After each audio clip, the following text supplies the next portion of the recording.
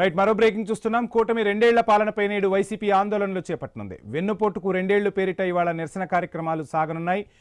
ఆంధ్రప్రదేశ్ వ్యాప్తంగా అన్ని నియోజకవర్గాల్లో నిరసన ర్యాలీలు చేయనున్నారు. నిరసనల్లో పాల్గొనాలని పార్టీ శ్రేణులు ప్రజలకు జగన్ పిలుపునిచ్చారు.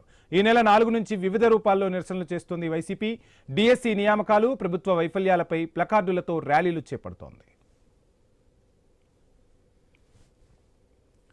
కూటమి రెండేళ్ల పాలనపై నేడు వైసీపీ ఆందోళనలు చేపట్టనుంది. వెన్నుపోటుకు రెండేళ్ల పేరిట ఇవాళ నిరసన కార్యక్రమాలు సాగనున్నాయి. ఇక వైసీపీ నిరసనలకు సంబంధించి ఫుల్ డీటెయిల్స్ మా ప్రతినిధి నాగేశ్వరరావు అందిస్తారు. నాగేశ్వరరావు,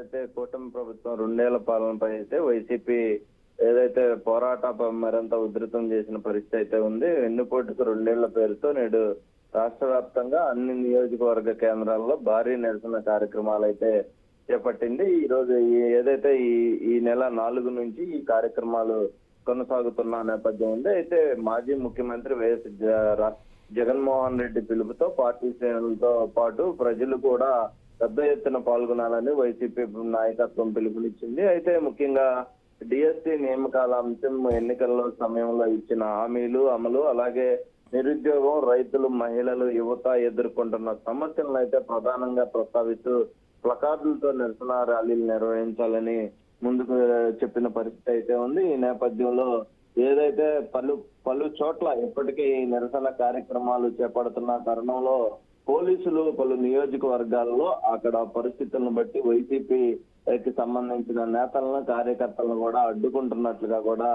మనకి తెలుస్తుంది. అదే విధంగా కూటమి ప్రభుత్వం ఈ రెండేళ్ల పాలనలో వాళ్ళు వారి యొక్క వైసీపీకి సంబంధించిన కార్యకర్తలు, నాయకులపై అక్రమ కేసులకు సంబంధించిన అలాగే ప్రజలకి వాళ్ళు ఏదైతే సూపర్ 6 అన్న పథకాలు అమల్లో భాగంగా మహిళలకు 1500 అనే అంశం ప్రధానంగా తీసుకొచ్చిన నేపథ్యం, అదే విధంగా డిఎస్సిలో అక్రమాలు జరిగాయనే దాని అంశం మీద కూడా ప్రధానంగా పలు నియోజకవర్గాలు, అన్ని నియోజకవర్గాల్లో కూడా ఈ రోజు నిరసన ర్యాలీలు అయితే చేపడుతున్నారు. ఈ నిరసన ర్యాలీలు పోలీసులతో కూటమి ప్రభుత్వం ఎదుర్కొనేందుకు ఏదైతే కూటమి ప్రభుత్వం కూటమి నాయకులు ఏదైతే ఆయా ప్రాంతంలో ఉన్న ఎమ్మెల్యేలు కానీ, మంత్రులు కానీ ఈ యొక్క కార్యక్రమం జరగకుండా పోలీసులతో అడ్డంకులు సృష్టిస్తున్నారని కూడా వైసీపీకి సంబంధించిన నేతలు ఆరోపిస్తున్న పరిస్థితి అయితే ఉంది. అదే విధంగా చూసుకుంటే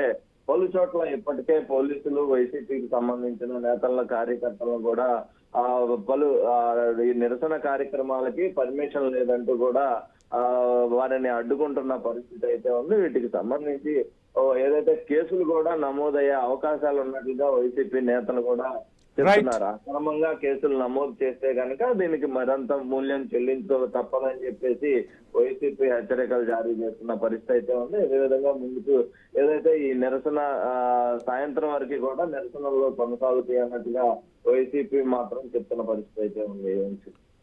థ్యాంక్ యూ నాగేశ్వరరావు.